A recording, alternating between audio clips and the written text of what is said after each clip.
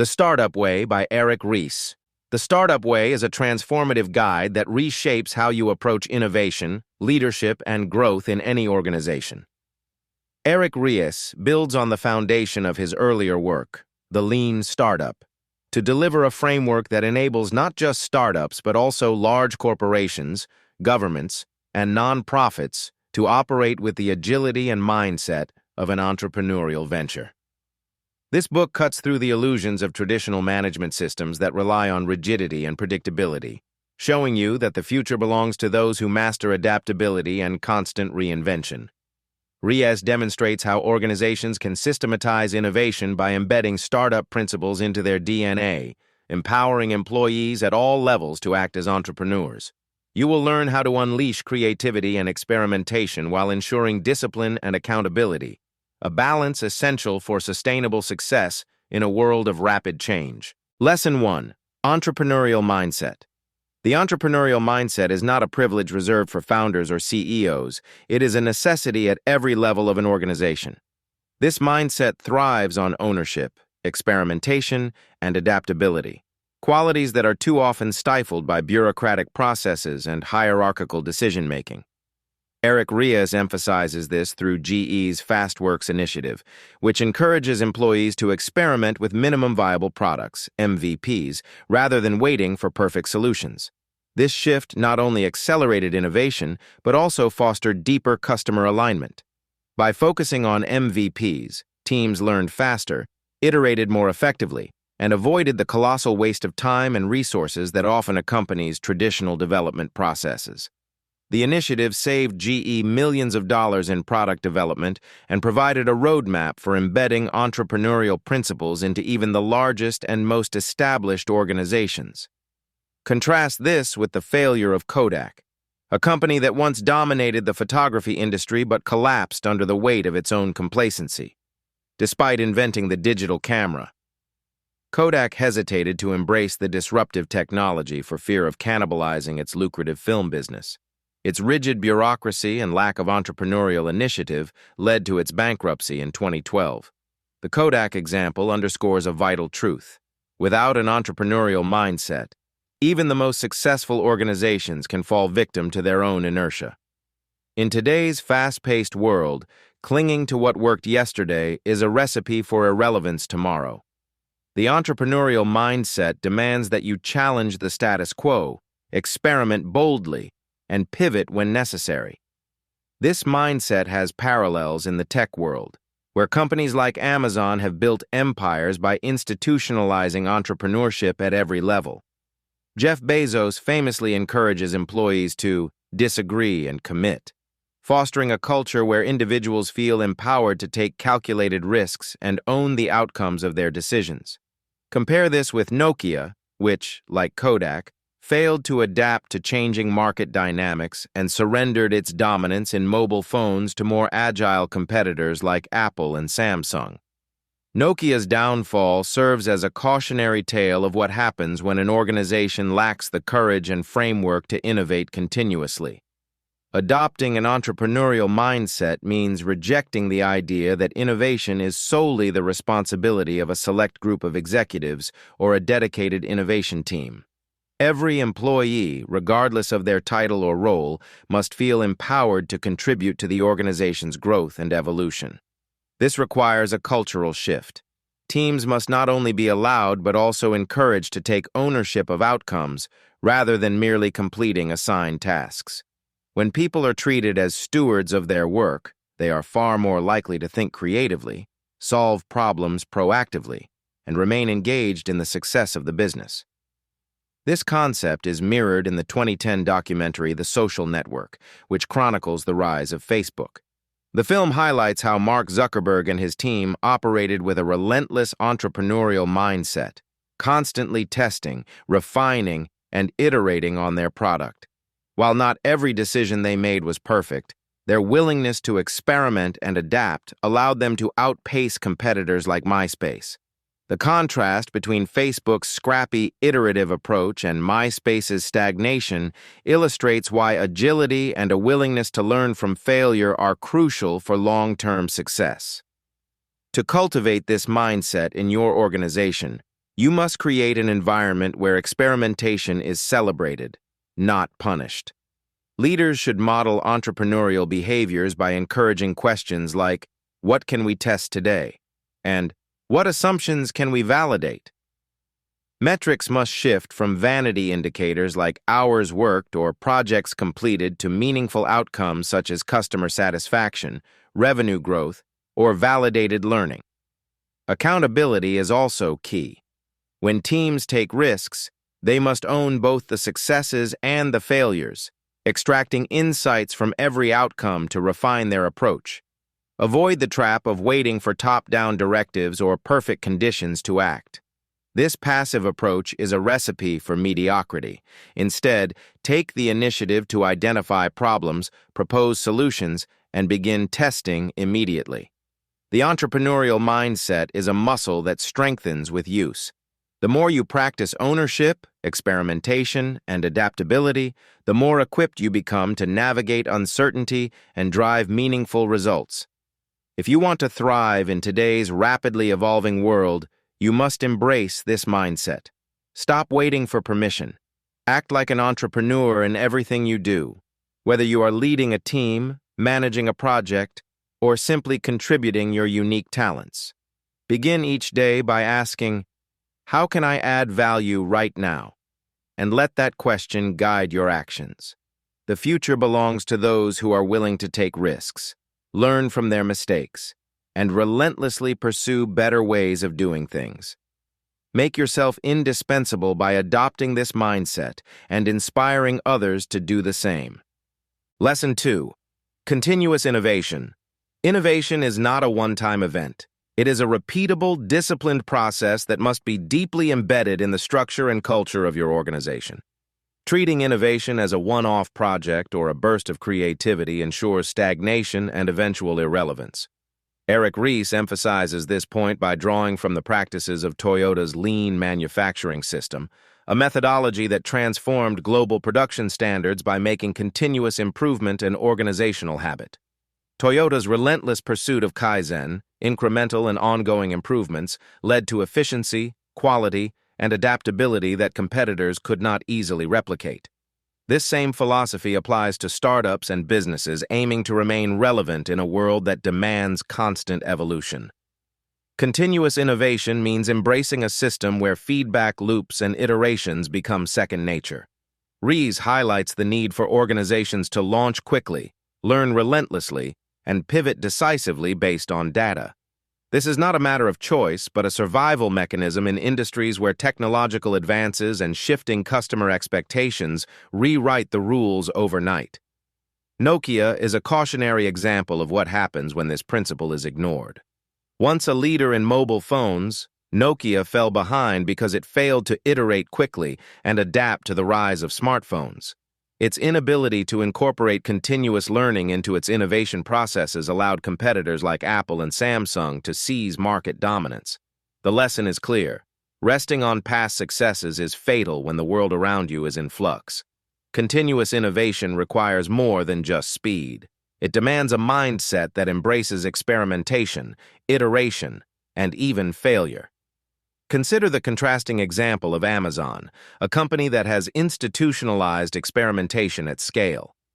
Jeff Bezos's mantra of failing fast and learning faster allowed Amazon to evolve from an online bookstore into a global juggernaut spanning e-commerce, cloud computing, and artificial intelligence. Each product, from Amazon Web Services to Alexa, was born from an iterative process where feedback shaped the final outcome. Unlike Nokia, Amazon thrives because it treats every project as a living experiment, continuously testing and refining ideas to deliver value. This approach echoes principles from Clayton Christensen's The Innovator's Dilemma, which explores how successful companies often fail to stay competitive because they focus too much on existing products rather than disrupting themselves. To avoid this fate, you must internalize the idea that innovation is not a destination, but an ongoing journey. Every new product, service, or process must be treated as an opportunity to learn and improve. It's not enough to create once and hope for the best. The organizations that succeed are those that remain in a perpetual state of learning, adjusting to market realities as they unfold. Continuous innovation also requires a commitment to humility and openness. You must be willing to accept that not all experiments will succeed and that failure is an integral part of the learning process. The Apollo space program, for example, succeeded because NASA's engineers rigorously tested and iterated on their designs, learning from countless failed trials before achieving the monumental success of landing on the moon. Without a culture that embraced failure as a pathway to success, that achievement would have been impossible. This same principle applies to your organization. Treat every setback as a source of actionable insights rather than a reason to retreat. To embed continuous innovation into your structure. Focus on creating a culture of accountability and curiosity. Empower teams to launch ideas quickly, measure their impact, and pivot based on results. Establish systems for collecting and analyzing feedback, and ensure that everyone in the organization understands the importance of learning from both successes and failures. Avoid the complacency that comes from celebrating initial victories instead. Ask, what's next? And, how can we make this better? Make innovation a living, breathing part of your daily operations. If you want to thrive in a rapidly changing world, you must embrace continuous innovation as a core principle. Always look for ways to iterate and improve. Never settle for the status quo, no matter how successful it seems at the moment. Treat every project as a dynamic experiment, and approach each day with a commitment to learning and growth. The organizations and individuals that embody this philosophy are the ones that will lead the future. Start today. Build, test, and adapt. Your next breakthrough depends on it. Lesson 3. Leadership by experimentation. Leadership today requires more than a compelling vision or the ability to inspire. It demands the courage and discipline to experiment, test assumptions, and adapt to changing realities. The days of top-down decision-making, where leaders dictate solutions based on outdated knowledge or intuition, are over. Ries illustrates this with Intuit's transformation, where the company's leadership embraced a culture of experimentation instead of clinging to rigid strategies. Rather than prescribing solutions, Intuit's leaders empowered teams to run small, targeted experiments, collect data, and iterate based on real-world feedback. This shift unleashed a surge of creativity and led to higher customer satisfaction as teams were able to innovate solutions that truly meet user needs. Contrast this with the catastrophic downfall of Blockbuster. The company's leadership dismissed Netflix's subscription model as an insignificant novelty, clinging instead to its traditional revenue streams from late fees and physical rentals. This refusal to experiment or validate assumptions cost Blockbuster its position as an industry leader and led to its demise. Blockbuster's failure wasn't just about rejecting a new business model. It was about leadership's unwillingness to explore and test alternatives, even in the face of changing market dynamics. Leaders who fail to experiment become prisoners of their own overconfidence, blinded by the belief that their past successes will insulate them from future disruptions. Leadership by experimentation also means fostering an environment where failure is not punished but embraced as a valuable teacher. Consider Thomas Edison's approach to innovation. When developing the light bulb, Edison famously conducted thousands of experiments, each one refining his understanding of what worked and what didn't. His mindset of persistence and learning through experimentation laid the foundation for one of the most significant technological advancements in history. As a leader, you must adopt this same mindset, modeling humility and curiosity while encouraging your teams to explore uncharted territory. Another compelling example comes from Pixar, whose creative leadership emphasizes iterative processes and feedback loops. Ed Catmull, Pixar's co-founder, championed a leadership style that prioritized team experimentation over hierarchical control. At Pixar, even junior team members could challenge ideas and propose alternatives, fostering an atmosphere of trust and collective discovery. This culture of experimentation has been integral to Pixar's string of groundbreaking films. Compare this with rigidly hierarchical studios that churn out formulaic content and struggle to adapt to changing audience tastes. Leadership that prioritizes experimentation doesn't just drive innovation. It cultivates loyalty and engagement from teams who feel empowered to contribute meaningfully.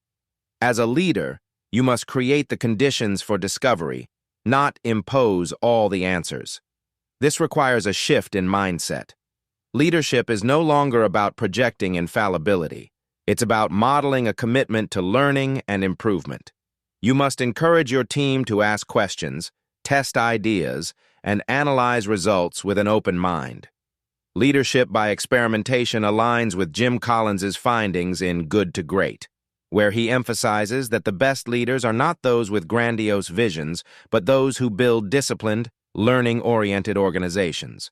The goal is not to avoid failure, but to fail intelligently, learning quickly, adjusting course, and iterating toward success.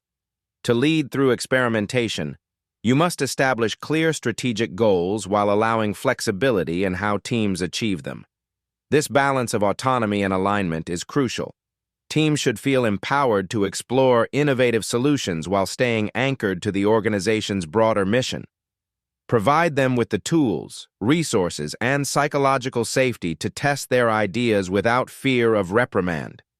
Recognize that not every experiment will succeed, but every experiment will yield insights that drive progress.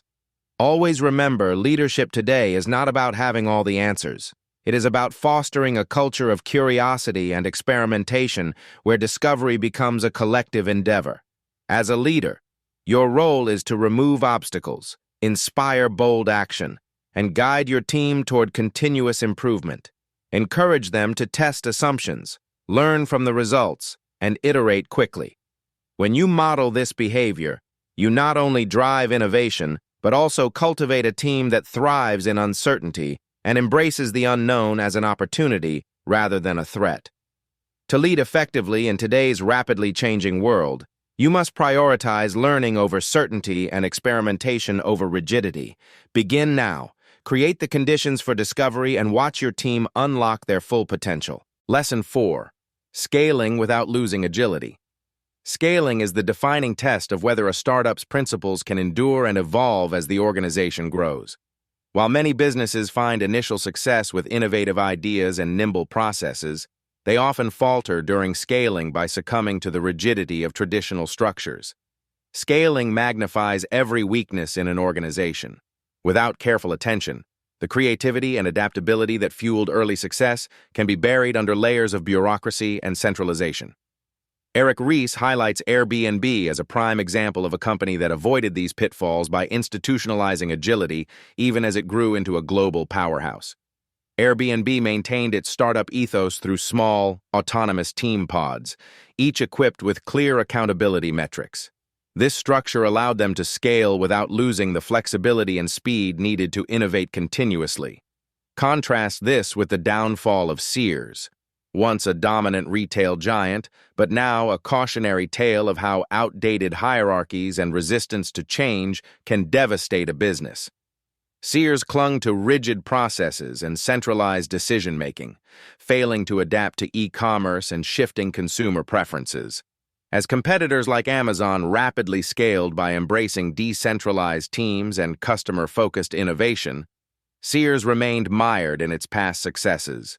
The result was a slow but inevitable decline, a stark reminder of the dangers of scaling without preserving agility. To scale effectively, you must prioritize decentralization while maintaining alignment with your broader mission. Decentralization is not about relinquishing control. It is about empowering teams at every level to make decisions and act decisively within a clear strategic framework. Consider Spotify's use of squads, small, cross-functional teams that operate with a high degree of autonomy. Each squad is aligned to the company's overarching goals but has the freedom to innovate and adapt to their specific challenges. This approach mirrors the agility that startups rely on while providing the scalability needed for a global operation. Spotify's structure contrasts with more traditional models, where decision-making is bottlenecked by layers of approval, stifling the speed and creativity necessary for growth. The need for agility during scaling is not new. History provides further evidence of its importance. During World War II, the Allied forces faced the monumental challenge of coordinating massive operations across multiple continents. Leaders like Dwight D. Eisenhower implemented decentralized command structures, allowing field commanders to make real-time decisions based on rapidly changing conditions. This approach, often called mission command, enabled the Allies to respond with agility and decisiveness, a stark contrast to the overly centralized and inflexible command systems that plagued their adversaries. The lesson is clear. Agility at scale requires trust, clarity of purpose, and the empowerment of individuals to act within their spheres of influence. Scaling without losing agility also demands exceptional communication. As an organization grows, maintaining alignment across teams and divisions becomes exponentially more difficult. Transparency and frequent communication are essential to ensure that everyone understands the company's mission and values. When Airbnb scaled, its leaders placed a strong emphasis on articulating a shared vision and creating a culture of collaboration. Regular all-hands meetings, open channels for feedback, and clear metrics for success kept the organization aligned while allowing individual teams the freedom to innovate.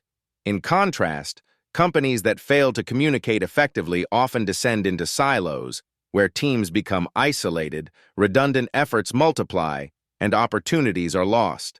Making every employee feel like a stakeholder is another cornerstone of scaling with agility.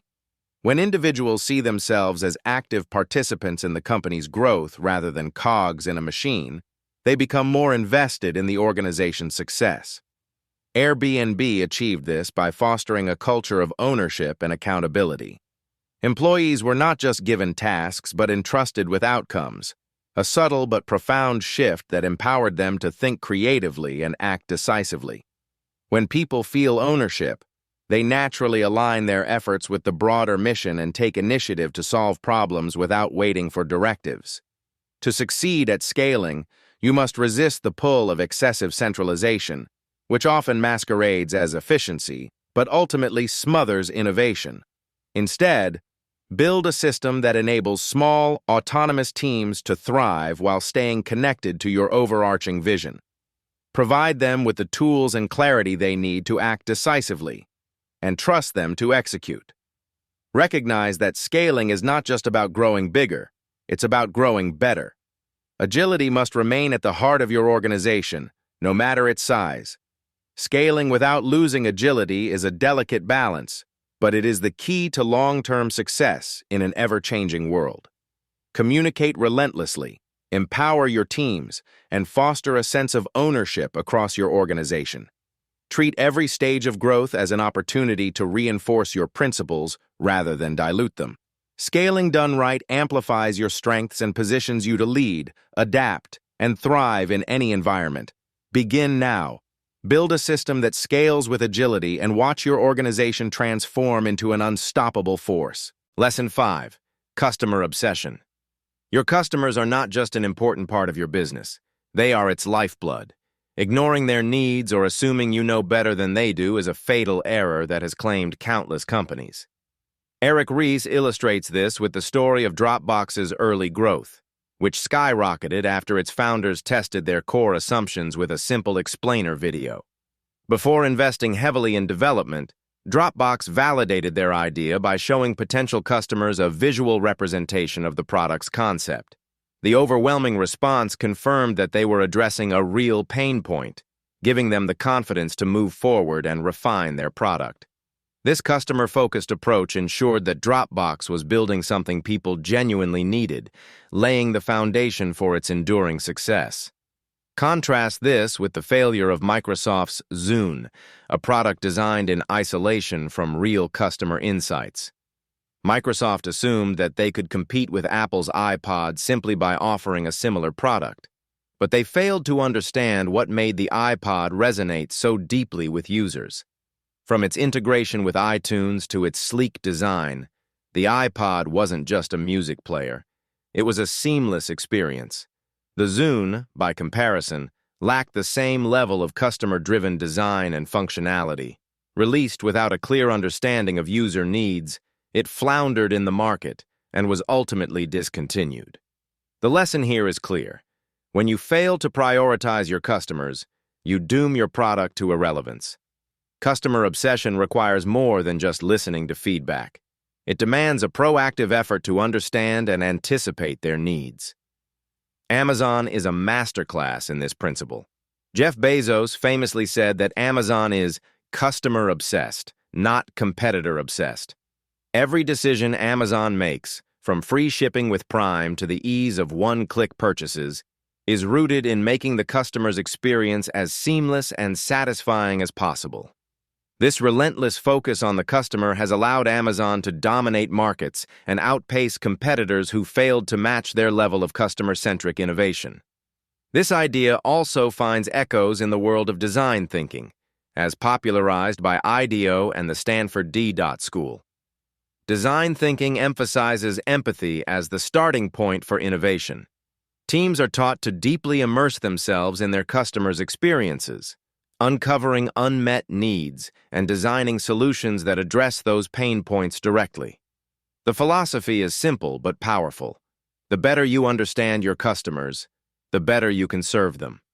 It's a stark contrast to traditional approaches that prioritize internal ideas or trends over genuine customer insight. Being customer-obsessed also means embracing iteration and adaptability. Your customers' needs are not static. They evolve over time, and your product or service must evolve with them.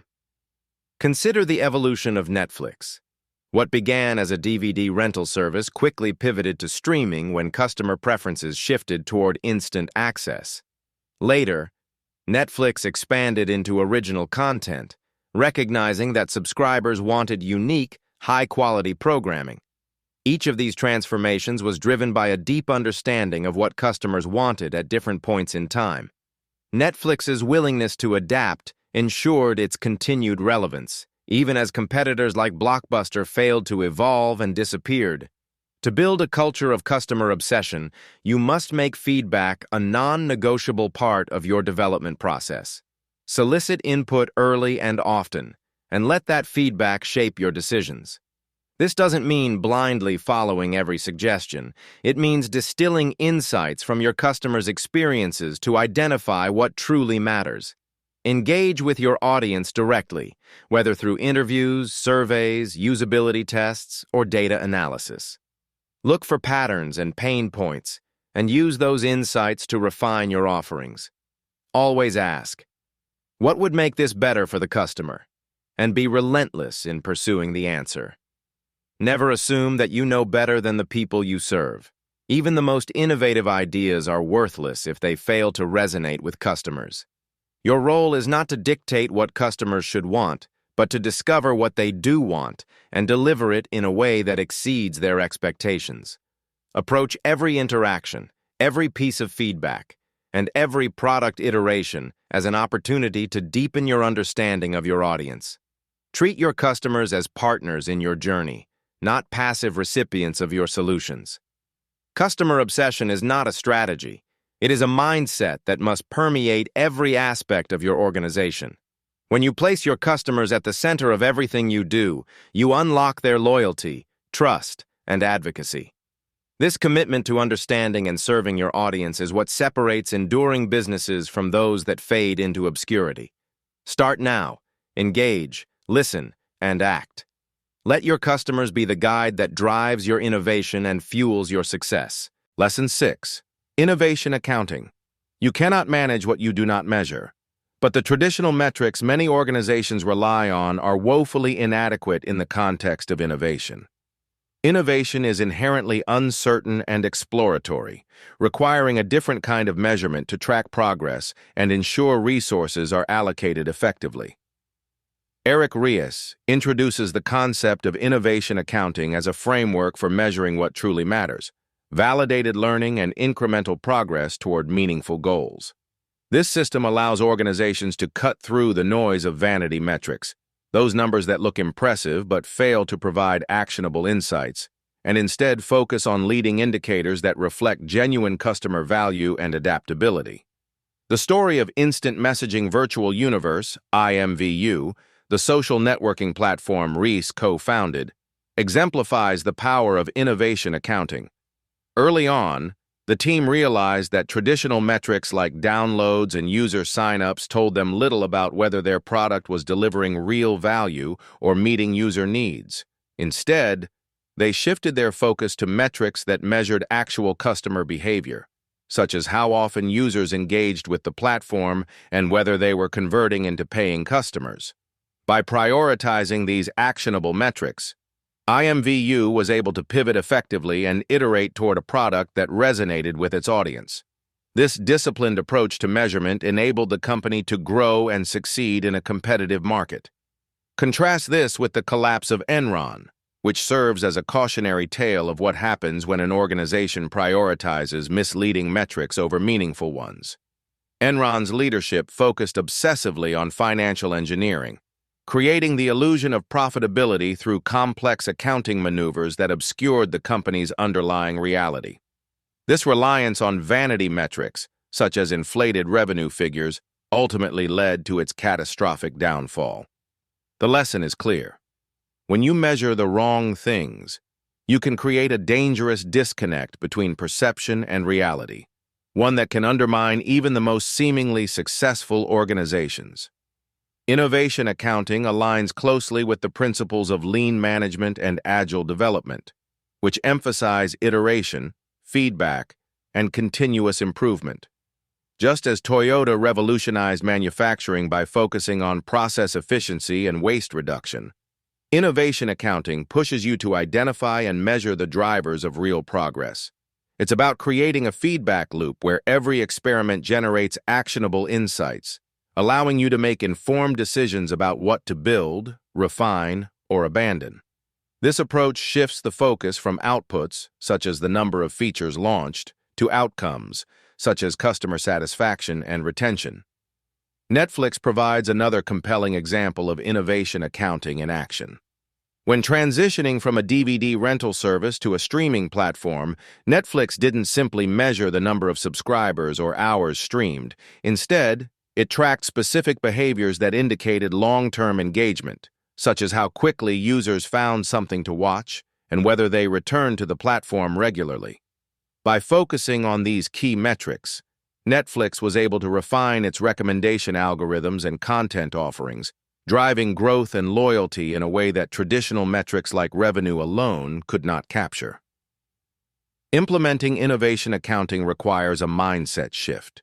You must first define what success looks like for your project, experiment, or product, not in vague terms, but with clear, measurable goals that reflect real customer value. Then, identify the metrics that matter most to achieving those goals.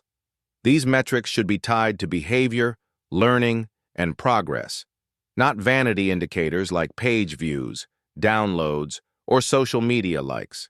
For example, if you're launching a new app, focus on metrics like user retention, engagement depth, or the rate at which users complete key actions, such as making a purchase or sharing with friends. Innovation accounting also demands rigorous honesty. It requires you to confront hard truths about whether your efforts are working or not. If the metrics show that your hypothesis was wrong, you must be willing to pivot or abandon the idea altogether. This discipline prevents you from falling into the trap of confirmation bias, where you interpret data in ways that reinforce your preconceived notions. Instead, let the data guide you, even when it leads to uncomfortable conclusions. To make innovation accounting work, you must create a culture that values learning over appearances.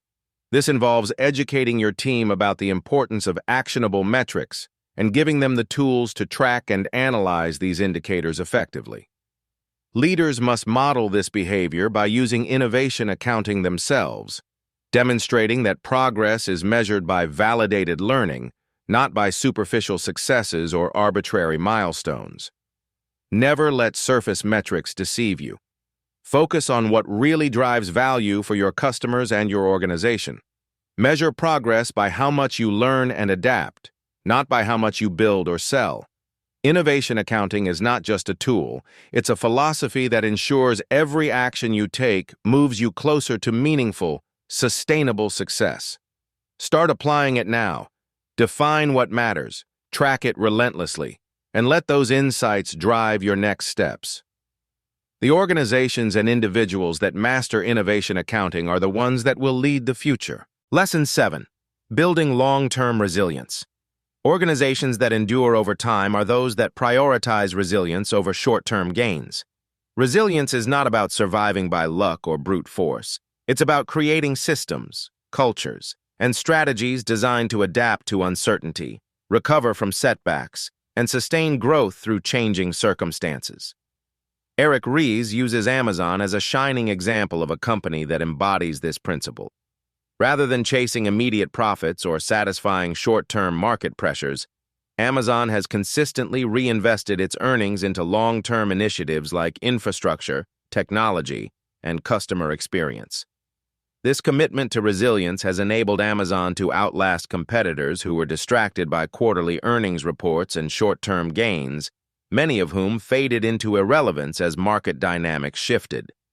Contrast Amazon's strategy with Lehman Brothers, whose collapse during the 2008 financial crisis epitomized the dangers of prioritizing short-term gains at the expense of long-term stability. Lehman's leadership pursued aggressive risk-taking, driven by the lure of immediate profits and a lack of accountability for the long-term consequences of their actions.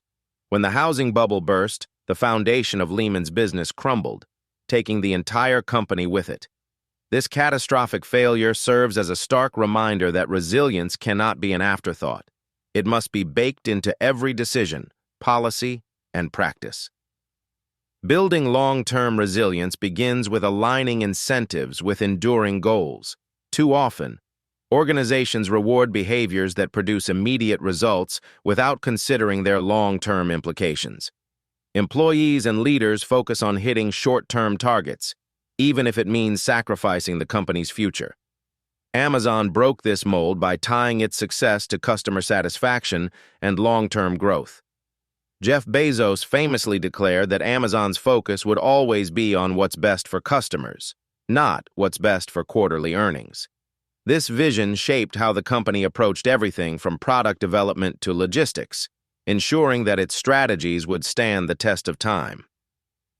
Fostering a culture of experimentation is another cornerstone of resilience. Organizations that endure view setbacks not as failures, but as opportunities to learn, adapt, and grow stronger. Consider SpaceX, which has revolutionized the aerospace industry through its willingness to embrace risk and learn from mistakes. Early rocket failures weren't seen as catastrophes, but as essential steps toward success. Each failure provided invaluable insights that improved future designs, culminating in groundbreaking achievements like reusable rockets. SpaceX's resilience lies in its ability to treat every challenge as a stepping stone rather than a roadblock. This approach contrasts sharply with organizations that fear failure, often stagnating because they refuse to take risks or innovate. Resilience also requires a forward-looking mindset. It's not enough to react to crises. You must anticipate challenges and build systems capable of withstanding them. Toyota's lean manufacturing principles provide a compelling example.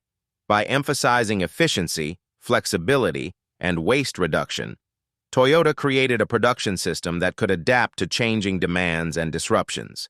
This resilience allowed Toyota to recover quickly from setbacks, such as the 2011 tsunami in Japan, and continue to thrive while competitors struggled to regain footing. Toyota's success underscores the importance of creating a foundation designed to endure even the most unpredictable events.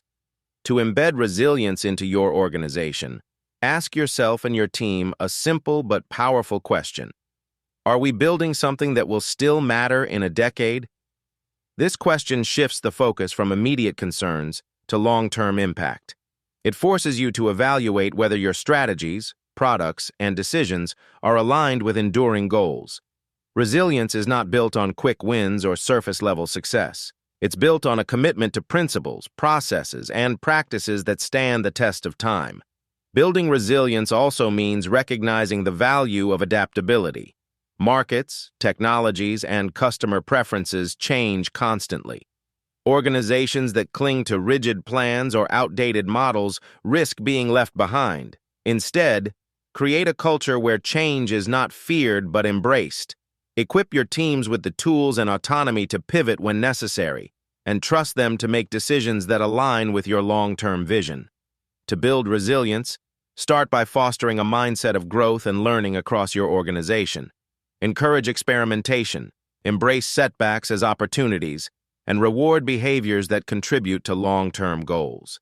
Invest in systems, infrastructure, and people who can adapt to change and lead through uncertainty. Make decisions today that will strengthen your foundation for tomorrow, ensuring that your organization remains relevant and competitive for years to come. The organizations that endure are those that prioritize resilience over short-term wins. By aligning incentives with long-term goals, fostering a culture of experimentation, and building systems designed to adapt, you can create a foundation capable of weathering any storm. Always think ahead. Make resilience your priority, and you'll build something that matters, not just for today, but for the decades to come. Lesson 8. Creating change from within. Change begins not with sweeping corporate mandates or external pressures, but with individuals who take deliberate action. Ries illustrates this with the story of employees at Procter & Gamble, who initiated grassroots innovation by applying lean startup principles to small, manageable projects. These employees didn't wait for permission or a top-down directive.